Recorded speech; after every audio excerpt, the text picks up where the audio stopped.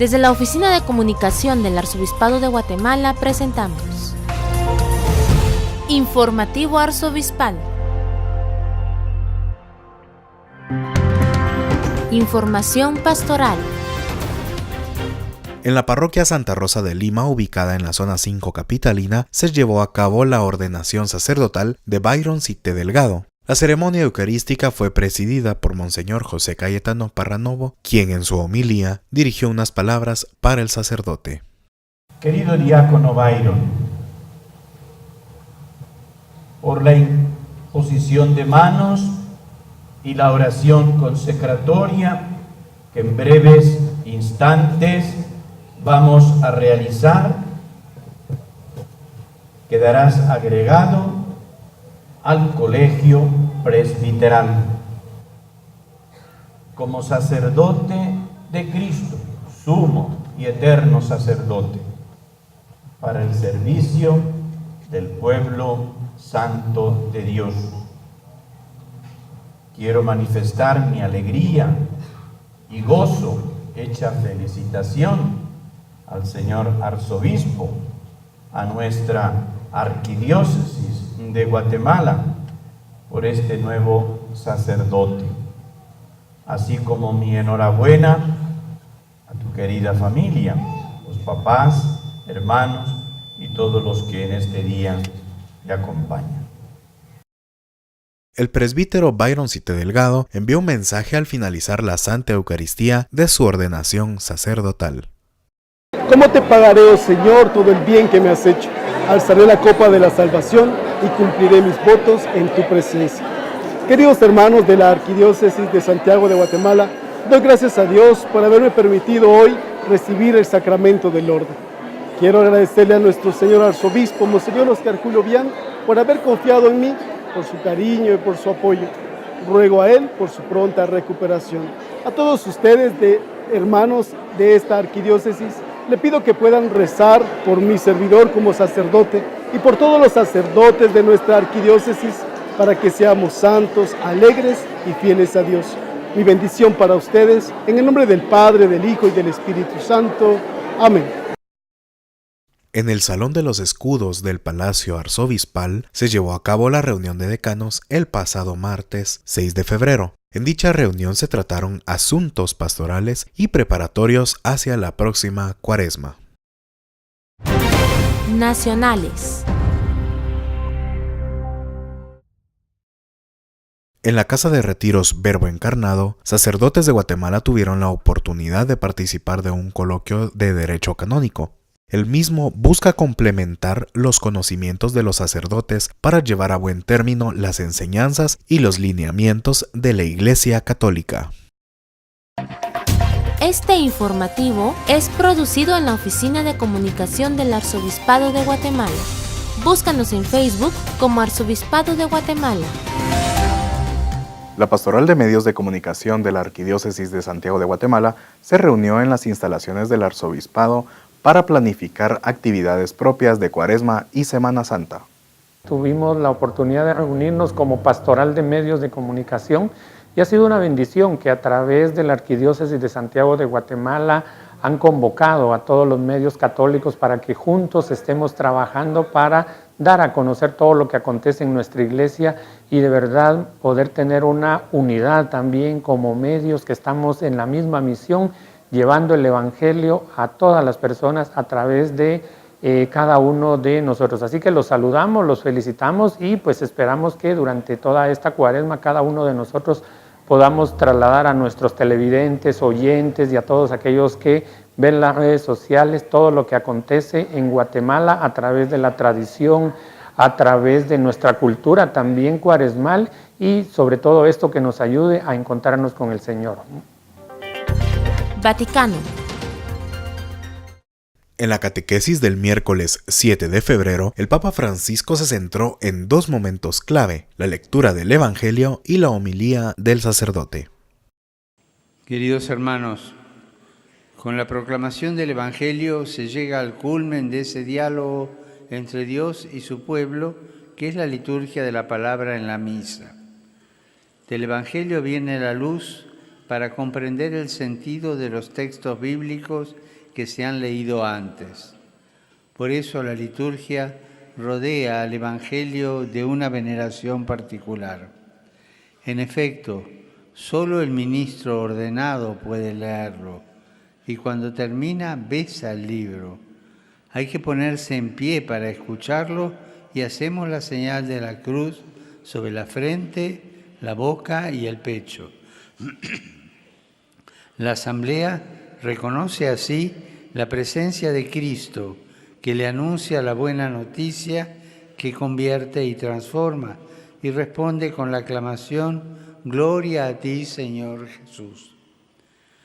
En la lectura del Evangelio tomamos conciencia de que Jesús sigue hablando y actuando en nuestros días. A continuación viene la homilía. Como parte de la misma liturgia, no es un discurso o una conferencia, sino que retoma ese diálogo entre Dios y su pueblo.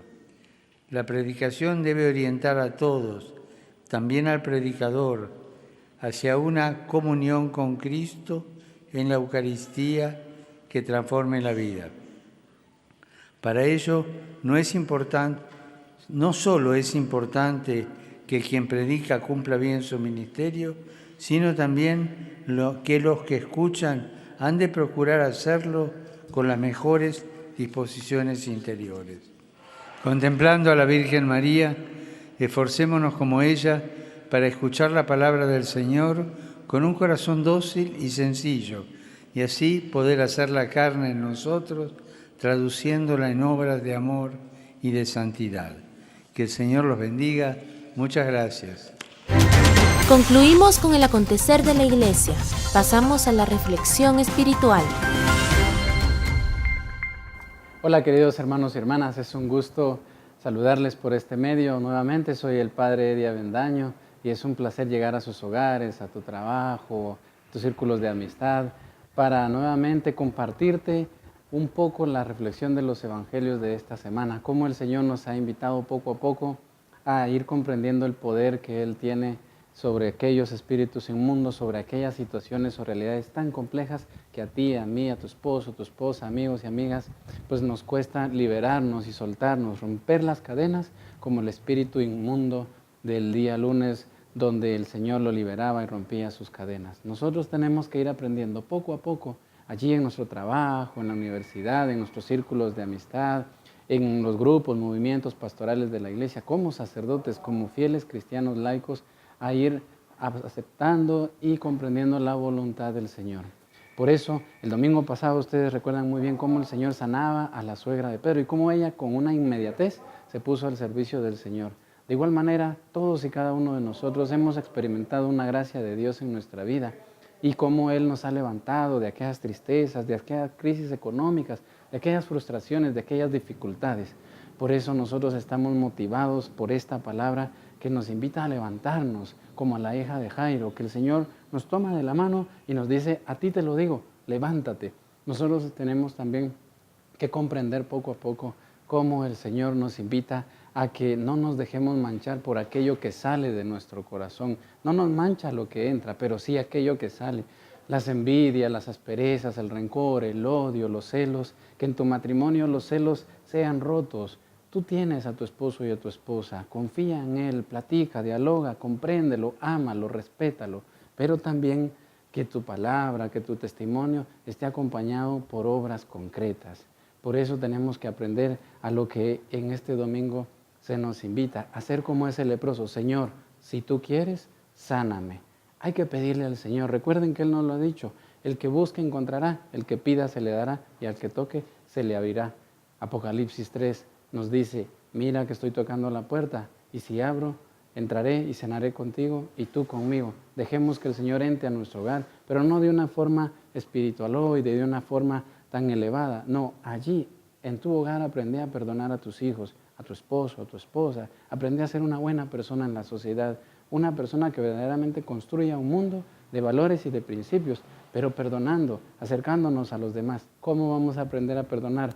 El próximo miércoles nos adentramos a la Cuaresma. Iniciamos este bello momento de meditación y reflexión. Y por eso te invito a que te acerques a tu parroquia o si vas trabajando a las distintas iglesias de la capital o donde tú estés muy cerca, no te avergüences de llevar la cruz de la ceniza en la frente, ¿verdad?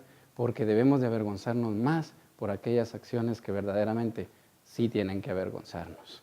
El odio, el rencor, la envidia, los celos.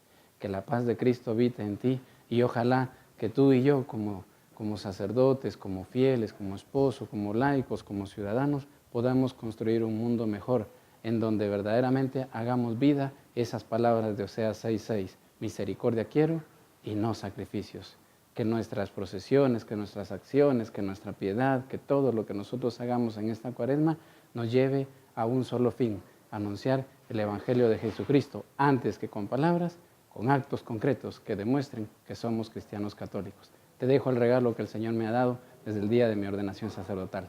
Te bendiga el Padre, el Hijo y el Espíritu Santo. Amén. Hasta una próxima. Con su ejemplo podemos vivir conforme a la voluntad de Dios. Presentamos el Santo de la Semana.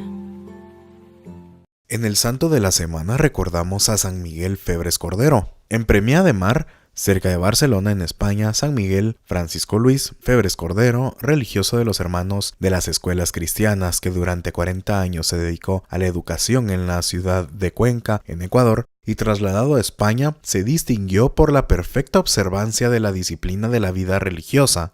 Cuando el hermano Miguel Febres Cordero era niño, todos le llamaban Panchito, y hasta le tenían lástima por su delicada salud y sus pies deformes que le impedían caminar bien. Pero el 21 de octubre de 1984, día de su canonización en la plaza de San Pedro en Roma, se convirtió en el gran santo de la historia de Ecuador, seguidor hasta en la santidad de Juan Bautista de la Salle, el fundador de los Hermanos de las Escuelas Cristianas, congregación a la que pertenecía Panchito. En 1863, el presidente ecuatoriano García Moreno, preocupado por el enorme analfabetismo de su país, después de muchas insistencias, obtiene que 10 hermanos de las escuelas cristianas vayan de Francia a Ecuador a fundar las escuelas populares. Pero los alumnos se multiplican. Entre los de la Cuenca está Panchito, que se distingue inmediatamente por su inteligencia y por su deseo de aprender. La enseñanza le encanta. Permanece en la escuela fuera de horario y con frecuencia les da una mano a los hermanos. Quisiera entrar a formar parte de su obra, pero los familiares se oponen. Demasiado pobre la vida de los hermanos para quien, como él, pertenece a la alta sociedad.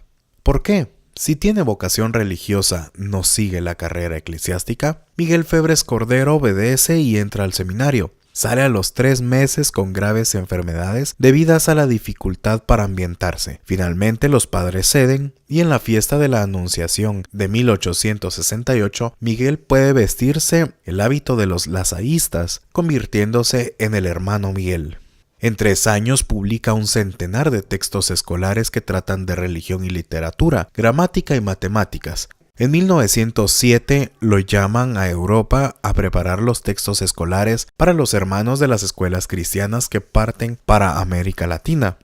Siguen siendo años de mucha actividad hasta la muerte por pulmonía. Antes de morir les dice a los hermanos que rodean su lecho de muerte: otros trabajarán mejor que yo.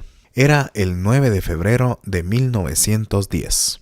Con el ejemplo de vida de este santo, damos por finalizada otra emisión más de Informativo Arzobispal.